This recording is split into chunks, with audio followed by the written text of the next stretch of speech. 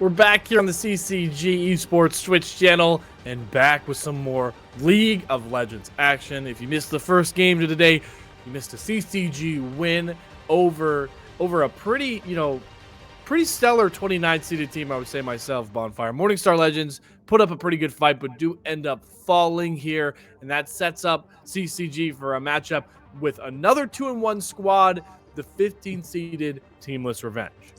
Yeah, Teamless Revenge is not a bad team by any means. Like you said, they are a team that have gotten to this point, and also ranked ahead of Return of the Middlesticks. I feel like Return of the Middlesticks has just kind of become my de facto, like, that's the bar, right? Because CCG lost to them, and so Return of the Middlesticks was ranked 18, and Teamless Revenge ranked 15. So I will say, once you get to the middle of the pack with 32 teams, 3 rankings, I don't think separates teams that much. And so if you're a viewer, you're curious, this Teamless Revenge, how much of a threat do they pose to my favorite team, CCG? I would say this is not a game to overlook. And this is going to be another big test, just like the Return of the Middlesticks game was, to see if CCG is legit or if they are a pretender. Yeah, right. I mean, you need to be able to beat squad in the middle of the pack, regardless if CCG ends up, moving into that next round with a 3-2 record. If you're losing to teams like Return of the Middlesticks, you lose the game to Teamless Revenge after finishing top 8 in the first round of open qualifiers, then you don't really deserve promotion tournament. Like, that's just the honest truth. So really need to put in a good showing here against Teamless Revenge. Luckily, they have another win under their belt. I can confirm, and to nobody's surprise, CCG are on blue side again. They are the higher seed. We want to stick with the blue side. Can we get a third in a row? B1 LeBlanc. I think probably. I do think that it would be a mistake, just because I think that while it did have a lot of success in the last game, I still feel like I would rather have an Ahri in that situation. I just think Ahri does more consistent damage, and I think the CC is more consistent. And with Spirit Rush, it's much more difficult to lock down an Ahri. But it does come down to comfortability at a certain point, and I think that it's the same thing with Hyper, right? I'm not a huge Lee Sin fan. I think that they fall off a cliff, and if you don't make something happen early, it's really bad. Hyper is an incredible Lee Sin, one of the best Lee Sins I've ever seen play at this level. So I think that it comes down to how comfortable are you with the champ, and Rain, obviously a LeBlanc enjoyer. So if that's what it comes down to, if Rain feels more comfortable on LeBlanc than Ahri, which, I mean, we saw a great Ahri out of Rain, so I don't think that's necessarily the case, but let them eat cake. Let them play LeBlanc. My thing that I'm just looking for here, that CCG really accomplished well in draft and panned out the best out of any of their decisions in the last game, is leaving late picks to Shockey, because Cassante is certainly a strong pick to go with in this meta, right? But I don't think he's at the point anymore where you need to be B1ing him and picking him second in pick bans. I'm more of a fan of leaving Shockey to the later stages of the game, so that if you see a team like Teamless Revenge, if somebody decides to pick, like an Ornn, you see something come out from Diesel here like that, like the safe sort of, I'm just going to play the team fight later sort of style, you can have Shockey punish. And with that Gwen last game, boy, did he punish. Yeah, Shockey is, I mean, hashtag in Shockey we trust. Big hashtag right there as we head over to draft. I think that Shockey is going to be somebody that you want to build your team comp around.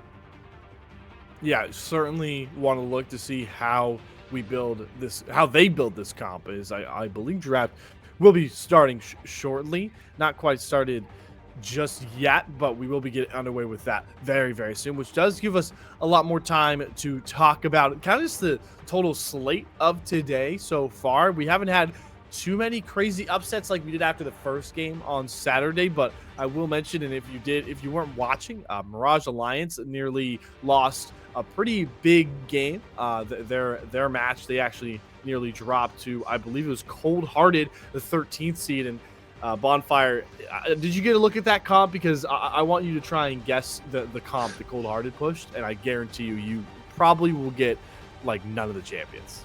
I did not look at the comp, so this is a Ooh. fun little game. I will say you have to give me what each so top laner you have to tell me, is it a bruiser, is it ranged, is it Okay. tank, and then I'll try to guess based on that. Okay, so top lane was a bruiser champion. Okay. I'm gonna say it was Jax is very meta. I'm gonna say Jax. It was a Lowy top. Oh, okay. All right. Okay, So Dignitas Rich just hopping into the NACL OQs. Okay, so top, I got it wrong. Where are we in the jungle? so jungle's is an interesting one as well. Jungle is a bruisery engage oriented jungler. I'll give you a little more help. Okay. That time. I'll say bruisery engage. Give me that Zach. Give me that Zach. So it was Vi, probably the most meta pick of. Okay. I'm gonna help you out here. That was the most meta-oriented pick of their draft. So Vi was in the jungle. Mid lane was a melee duelist. Oh, it's got to be Talon. Got to be Talon. It was Ghost Flash Tryndamere. Whoa! In the mid Whoa! Whoa! Ghost Flash Tryndamere. All right, and then AD carry. Or in this one, or AP carry was a mage.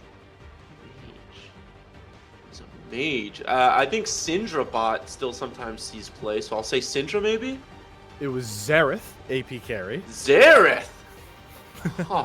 I think you could have given me 13 guesses and I would have not guessed Xerath. And then support is a support that you have seen very recently. Give me that Gragas support. Watched it in the TL versus Team Fish Taco game. No, it was Morgana, like the Morgana you just watched. Okay. I I thought you were trying to throw me off again there by giving me something. No, I was watching. I'm trying to help you. Because there's so many champions. Like, there's no way if I don't help you, you're gonna get them unless you take a shot in the dark. You know what I mean? That's true. I look. Those were, and they lost that game, right? They did. Cold Hearted barely lost, but they ran Alawi, Vi, Tryndamere, Xerath, Morgana. It's one of the team comps of all time. I'll give you that. Welcome to the Open Qualifiers, folks. It was saving NA. It was certainly something to watch.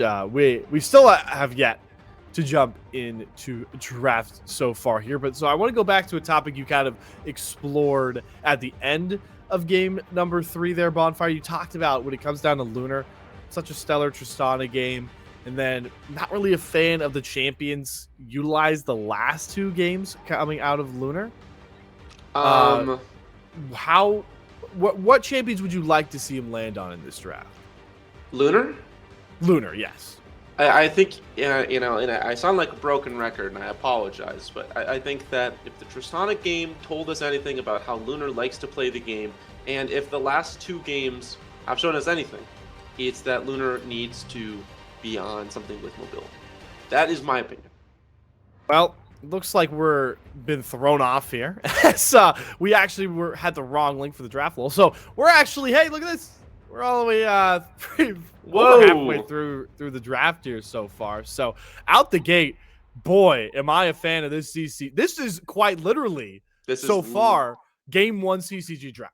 If they get a Tristana and a Lee Sin, this is their draft. And it seems like TRV haven't gotten the message about Lunar because they're banning away the Xayah, which, I mean, Xayah question mark. So I think that's, not that an incredible of a ban. I will say TRV, I mean, Rakan, Kai'Sa, Maokai, it's a good comp as well. I don't think either team has dropped the ball in their first 3. Yeah, these are meta picks across the board so far.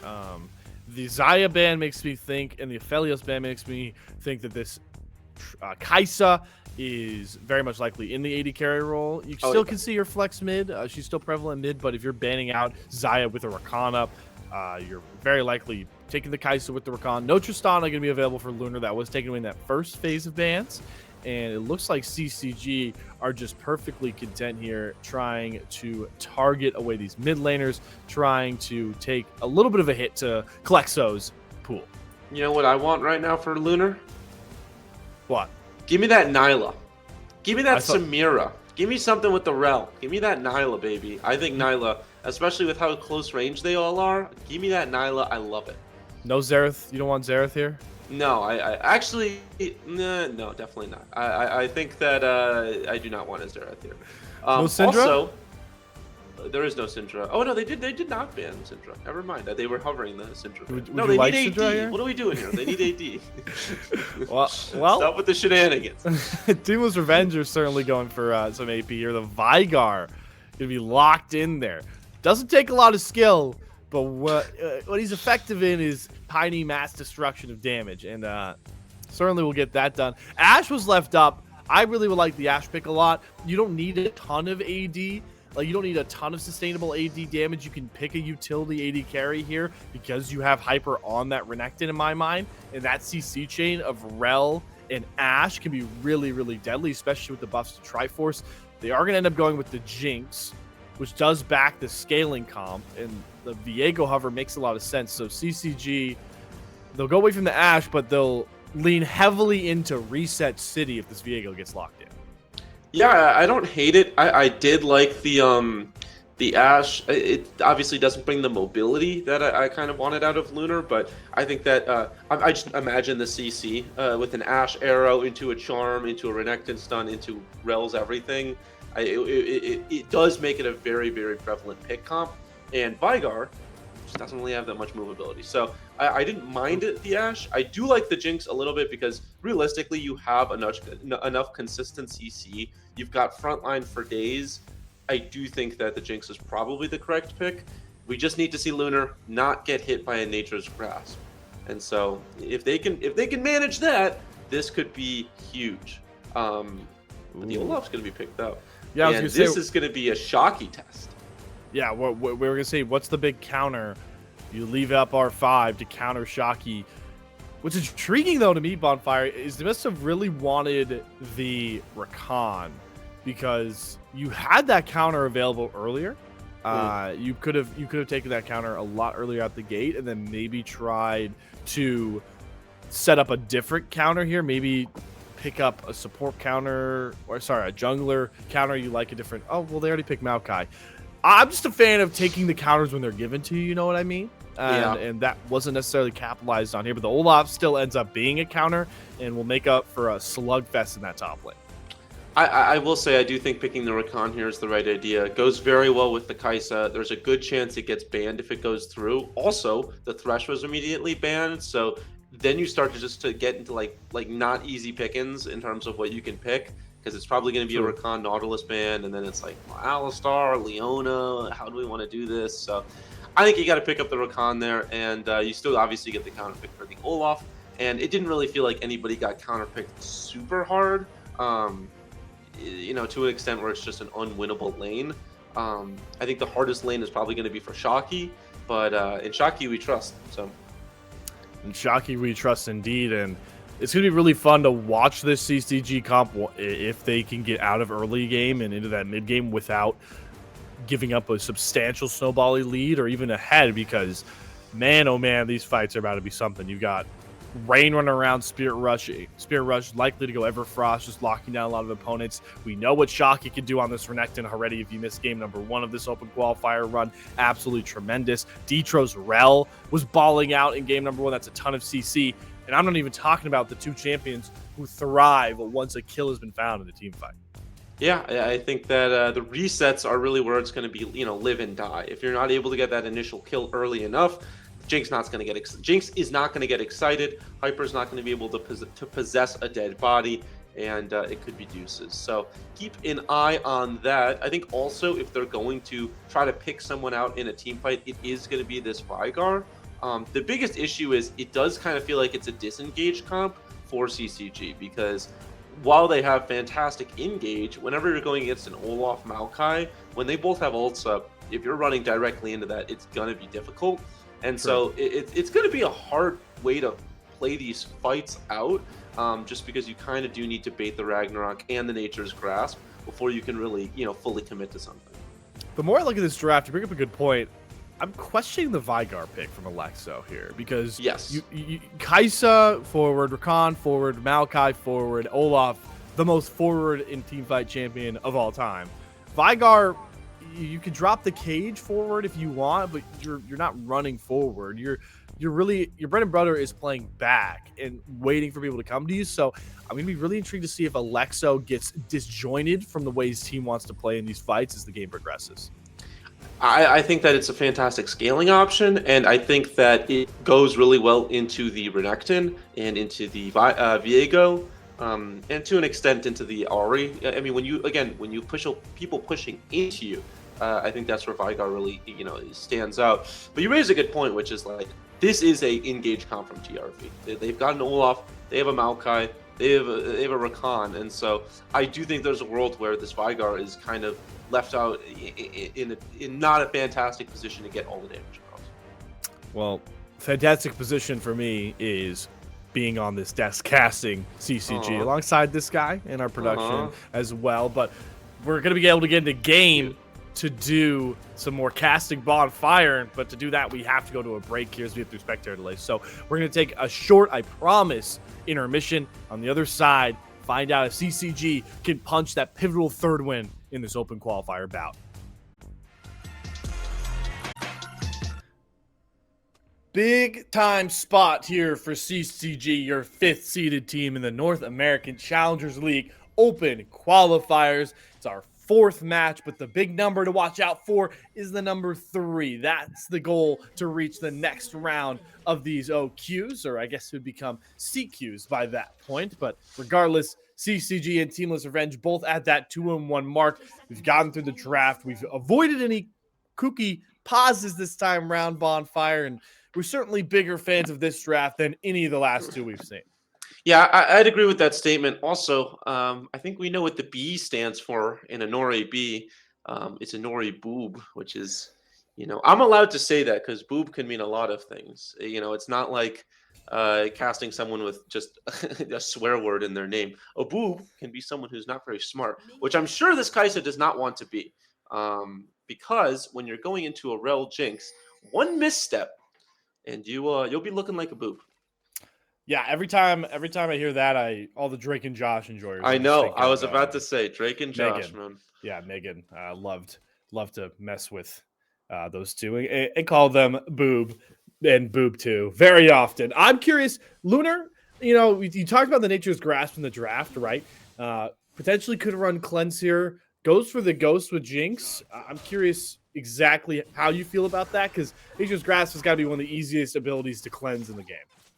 I like it. I don't like it. I'm not sure. I haven't decided. I think that when you're on the Jinx, obviously you want that Ghost for the offensive power, but we have seen in the past Lunar has a tendency to get caught out by CC abilities, whether that's, just being an AD carry or not ideal positioning from Lunar, yet to be known. So I do think that the right move is probably to go Ghost, but I also think that building a little bit more defensive, especially when you are such a high damage threat on your team as the Jinx, could have also been beneficial. So yeah, I think it really depends on how well Lunar can play these fights out. If there's no need for a cleanse, then yeah, I think that was definitely the right choice. If you're starting to realize, like, man, I really wish I chose the cleanse, then maybe a defensive pick and not calling your shot was the right move. Well, it sounds like Lunar's calling his shot then. And, speaking of ghosts, I don't know when Diesel popped his ghost. So he already has it. There's a flash forward, though, coming across from Krakadon. Shocky has to double dash out. Doesn't have to expend that flash. So may have traded some health out, but does get the flash out of Krakadon. And here comes Hyper on that Viego. Knocked back. Does go into the Shroud here as Diesel has roamed up. So a bit of trading going on in this top lane, but the summoner advantage is to the side of CCG, and it's first blood that is also picked up. Beautiful mastery of the Renekton by Shocky to grab that one. It's just beautiful, isn't it? It's that communication, Shocky flashing the wall. There's no way anybody would know that in the bot lane. Little bit of trading, but doesn't amount to anything as the first blood gonna be found from CCG. Again, it's just that communication I've talked about in almost every single game. This is one of CCG's strengths. When they go for these fights, it always feels like they're on the right page. And when they win them, it feels so good. Yeah, just great punish there, too. I feel like there might have been some, miscommunication coming across from Krakadon and Diesel because Kragadon flashes in to get that root the knockback, but Diesel doesn't want to commit by flashing forward to try and force Shocky flash out. And if he does do that, Shocky doesn't get over that wall. There's no way for them to get back to Hyper to even get near for that first blood pick. Who knows what this game could look like? And it gets even worse, Bonfire, because Diesel, that's the R5 Olaf. That's the counter Olaf you picked and set up to succeed. That's now pretty far behind against Shocky. Yeah, I do think the Olaf is going to be okay, at least for the time being. In terms of 1v1s, it's not that bad. If you drop the Olaf low, it kind of just gets better. And so I think that until Shocky can really all in him immediately, I do think that Diesel feels pretty comfortable, especially with the healing in their kit. But you are right? You want to be able to snowball the Olaf. That is why Kragadon had gone up. And instead, you've started a little bit of a Renekton snowball. Yeah, that can be almost as scary. I would argue scarier right now than an Olaf snowball. And something certainly scary to look out for if you're a Teamless Revenge fan popping in is Detros Rel. Game number 1 was marred by a ton of beautiful Theramancy combos and Magnet Storms from this guy.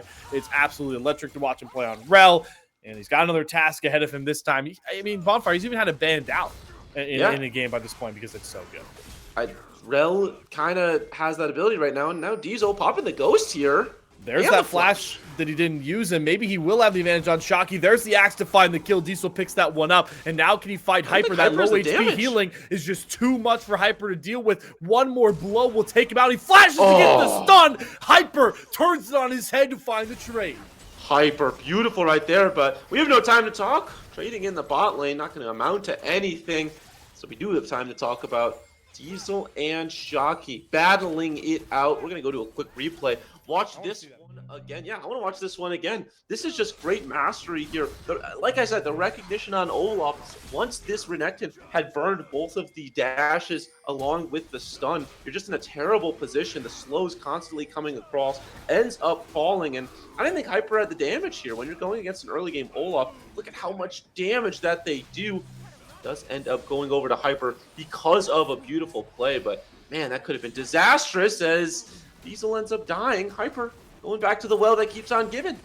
Yeah, beautiful setup there by who else but Rain. I mean, we definitely were proud of how his LeBlanc bounced back from day number 1. But if you were sticking around with us, you heard Bonfire talk about how well he played on Ahri. So smart with his macro roaming right there. Was able to create that with a couple of charges of Spirit Rush, getting over that wall to set up Hyper. And now Bonfire, I got another question for you. What's scarier than a snowballing Renekton?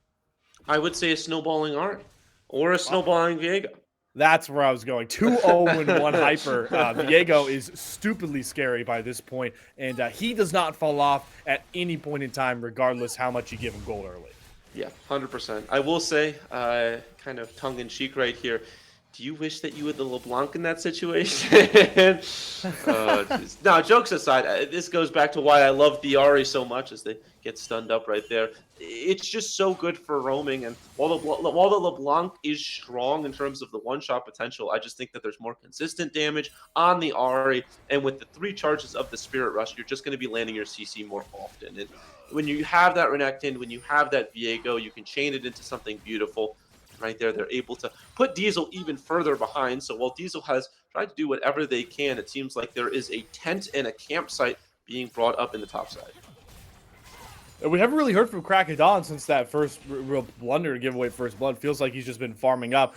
I'm willing to wager I haven't even seen him on the observer feed since that play, and obviously now might pan over to him. Is, my God, what a respect flash there from Pure Genesis. Here's one charge of Spirit Rush and says, ain't no way, Jose, I'm out of here. But that's a big summoner down on a pretty immobile champion in the mid lane.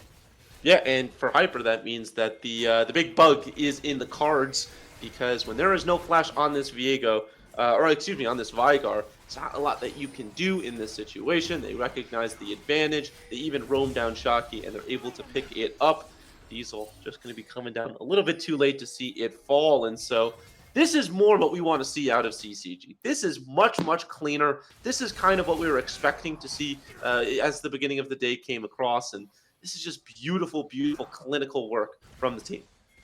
Yeah, it's firing all cylinders right now, right? And sure, you haven't heard much from the bottom lane, but when we're talking about 80 carries that just want to sit back, relax, and farm, Jinx is at the top of that list. Yeah, and Hyper is recognizing that, yeah, they have the Rift Herald. There's a potential to drop it top, maybe even look for something, but Krakadon doing a good job of protecting his top laner. Seems like they kind of recognize that someone could have been there, but luckily Hyper was able to get out at just the very last moment.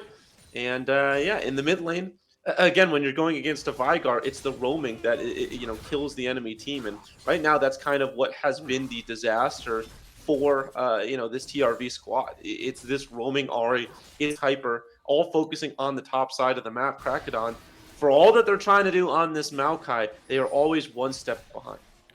Yeah, and that, usually what we've seen the last couple times from those LeBlanc games is that whoever was going against Rain was usually playing a champion that could equally match roams. This time round, there's very little Genesis can do and is able to get done because Vigar just simply can't follow an Ahri. That's just the hard truth of it, right? So the only real option by this point is try and get turret plating, but because Ahri is such a better shove, Genesis is just forced to really play farming simulator right now. Yeah, and if you're on the Vigar, I mean, I'm sure you're not too mad about that, but the rest of your team might be like, hey, what the hell is my mid laner doing? They're just sitting in the mid lane, they're not even getting plates, and poor pure Genesis is like, no, just wait, guys, I promise. I will be evil soon enough, but unlucky to the rest of the team. It is going to take time, and doesn't really feel like Diesel has that time, and man, Ahri is so strong right now, although Rain might be in some danger here. Able to shove the wave quick enough that Krakadon and Sync will have to be happy enough with just getting a Nature's Grasp here. Oh, yeah, they're really trying to shut Lunar down, but way far off with that one. Not even close to grabbing Lunar there. I was going to say Bonfire, good luck trying to chase down an Ahri. I mean, Flash was up for Rain, had all charges of Spirit Rush, and on the other side, top side, I must have missed it. They take first turret already. That's 5 blades first turret, and they get that crash onto the tier 2. Yeah, that is a high-impact first turret right there. Able to get all of that gold in Shockey's pocket. Hyper also able to get some of that gold as well and get another charge off. And the enemy team doesn't even get the 25 gold for killing the Rift Herald. No one was there. The tower got it. So that is kind of the best-case scenario you can get with the first Rift Herald. And they continue to push their advantage. This is just looking so much better out of CCG, whether it's a comp thing, whether it's the ability to push into topside and focus Shockey instead of Lunar more. I'm not sure what it is, but this is more, I think, the CCG that people were expecting out of the 5th seed. And I just think this is beautiful to watch right now. It really feels like their bread and butter when Lunar gets his Tristana taken away and the Kaisa as well. Those really engaged, early oriented 80 carries.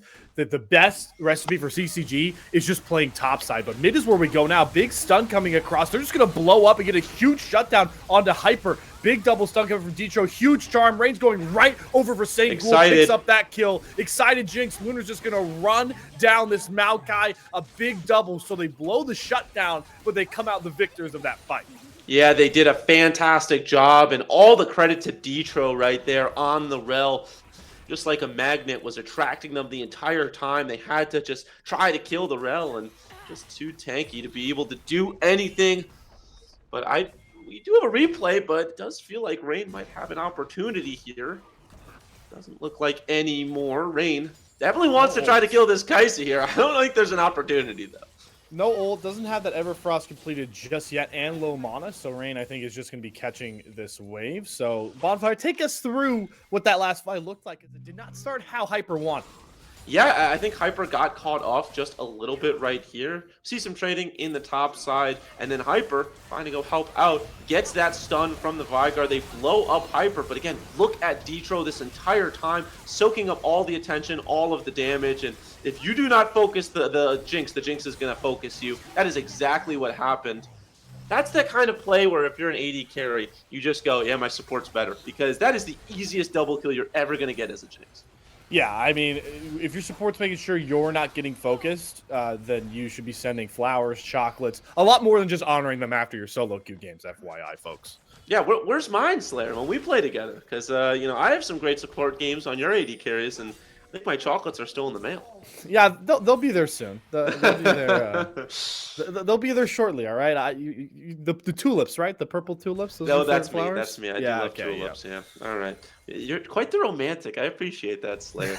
I do think that yeah, Lunar's going to be sending him over. Detro's had a fantastic game already on this Rel. It does feel like Rel is kind of Detro's champion. Just on the Alistar had some great plays, but did feel like they were getting destroyed in that early fights. And for some reason, whether it's the champion, it's the positioning, it's the way that Detro plays on the Rel, just always is finding the ability to survive later as the plates going over to the side of CCG 7-2, and that's why the goal difference is so much, but could be evened out here.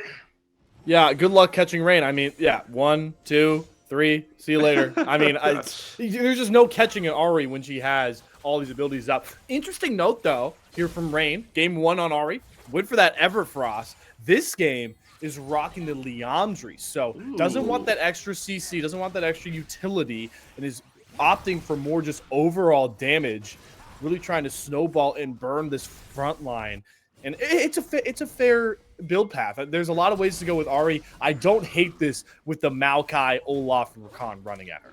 Yeah, I think Leandri's is kind of interesting when you are playing a champion that just kind of wants to one-shot quite a lot of people, but I agree with you, right? You're going into an Olaf, you're going into that Maokai. These are tanky members that you're not going to be able to one-shot, and also your Q, if you're able to get it onto multiple members, it just burns forever, and with your ultimate, with your W, just does so much damage. That's flashes on both those top players. Goes popped as well by Diesel, but can't gap close on to Shocky there. So yeah. Shocky actually didn't flash though. Oh, Shocky does. Sorry, dashed away. That was the flash from Diesel to try and catch up regardless. Thank you for that catch. There's another dash, stun into the immediate cleanse from Inori, so to make sure that he's safe. That's a key summoner down as well, and the Drake should be up soon. And this is the closest we've seen really all these teams together congealed in this bot side river all game. Yeah, I think that we might have our first team fight of the game right here. Both of these teams trying to scuffle it out over this upcoming dragon. It's 1-1 in terms of the dragons right now. So this is actually a fairly important one to set the tempo on the dragons. But I think this Rift Herald might actually dissuade the enemy team from pushing up, and indeed it does seem like that is the issue. But Hyper, yeah, Hyper overextends, immediately has to flash away. There's the killer instinct, and they just catch him out for free. Jungler down. The teleport from Pure Genesis is purely for show, and a bit of a blunder from Hyper as he once again gets caught, and this one's going to cost CCG a lot more. Hyper, for all that they're worth, has an issue with over pushing in the jungle. And it's an addiction, and they should seek a help group for it. But yeah, that's rough as they want to take a 4v5. Yeah, there goes the Rakan quickness into the event horizon. Shocky has to go. Golden Lunar is stunned up in the background. Detro blown up trying to go in. A lot of space being created by Rain. Lunar does get excited. They're starting to turn the fight over. Here comes another Spirit Rush charge. Rain able to get some solid damage down. Pure Genesis so low. What a juke on the rocket. Jukes the zap as well, but does finally end up falling. And there's another charge of Spirit Rush. Too low for Shocky. Flashes in. And Nori down. One more kill to find. It's a 4 versus 5 ace for CCG. I thought that was going to turn into a disaster in a 4v5. Let's take another look at how they just managed to get this one off. Normally, when you have a numbers disadvantage, you don't want to take it, but they're just all so clumped up. And that's where that Renekton damage really comes in. Beautifully played by Rain as well. Sticking into the backside, getting the Qs off, and then once you have the opportunity, hopping in. Pure Genesis, I mean, honestly, fantastic footwork, but it just doesn't matter. And then recognizing that they have been corralled underneath tower. That is a beautiful flash from Shocky.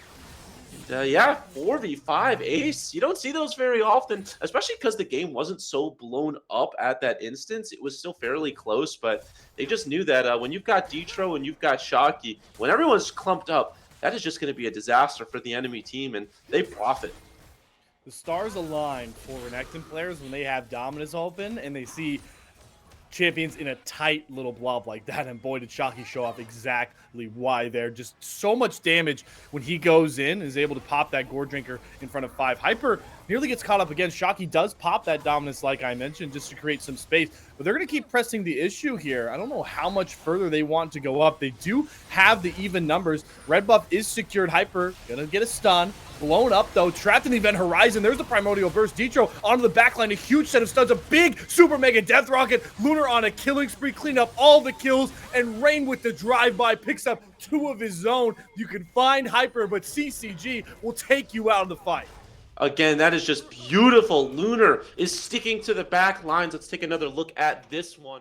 I love the way that Lunar plays this one this time, because in the past we've seen on immobile carries Lunar pushing up too far, getting rooted and getting destroyed early, but Lunar sticking behind his front line, recognizing that they cannot push up too far. Hyper ends up dying, but like you said, this is Detro and Shockey setting up Lunar for all of that damage, just sitting in the backside. And again, send those flowers, send those roses. Your front line deserves them, because those are the easiest kills you're ever going to find. And then Rain at the very end of the day, it's like Rain on your wedding day, just destroys them. Honestly, you know, chocolates and flowers are nice, but at this point, there's some pretty fancy schmancy rel skins. I feel like Lunar should just gift a rel skin over to Detro at this point, because, yeah, you mentioned it. It's like the little things. Obviously, when you look at the scoreboard, you're going to go, man, what a game from Lunar. What a game from Rain, especially when he's cutting down Pure Genesis like this. Does miss the charm, though. There's Everfrost from Genesis. Has the event horizon, but it's not up for long enough. And Detro will finally cash in himself with his first kill on the sideline. Detro deserved it. Maybe that's what he was getting. You know, it wasn't flowers or roses or rel skins. It was finally a kill. And so able to get even tankier on this rel. I like the Evershroud as well. Kind of an interesting choice. Normally you will see a locket on these tanky champions, but recognizing that they're tanky enough as is, wants those little added buffs that the Evershroud gives.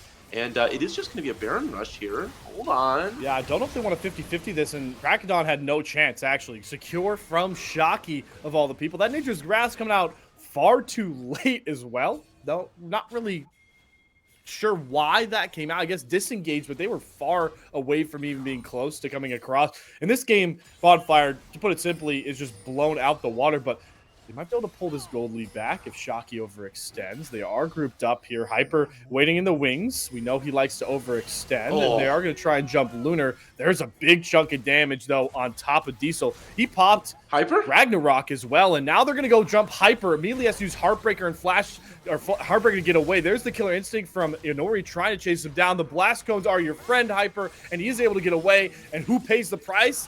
Pure Genesis on the other end. A dominating Rain will find him. The red base cracked open. Teamless Revenge are falling by the wayside. Another 4v4. I don't know if they want this fight. Oh, Detro! Magnet Storm. Detro is absolutely balling. Lunar will cash in all the kills, but my God, don't let this man pick Rel. Holy moly. We're going to have a sub 23-minute game. Oh, my goodness. And it's an FF. 21 and a half minutes. Wow. Absolute decimation. And that's on a mid-level team. That is on a mid-table team. That is not a bad team at all. Nameless Revenge is going to have to wait another day to get their revenge, because CCG absolutely destroy them. You know, if there's any, I don't justify FF in games at their level. I'm not going to sit here and justify it. But if there was any play that would make me FF, that Magnet Storm combo is it. That Ferromancy Magnet Storm combo was some of the most pretty League of Legends I've seen in the open qualifiers. Dude, Detro makes me want to play Rel right now. Like, I want to just stop casting and go play some Rel, because, man, making the champions sing. Beautiful, beautiful work from Detro and the team right there. It's unbelievable. Let's see it again. Replay. I want to see it again. I'll just put it up.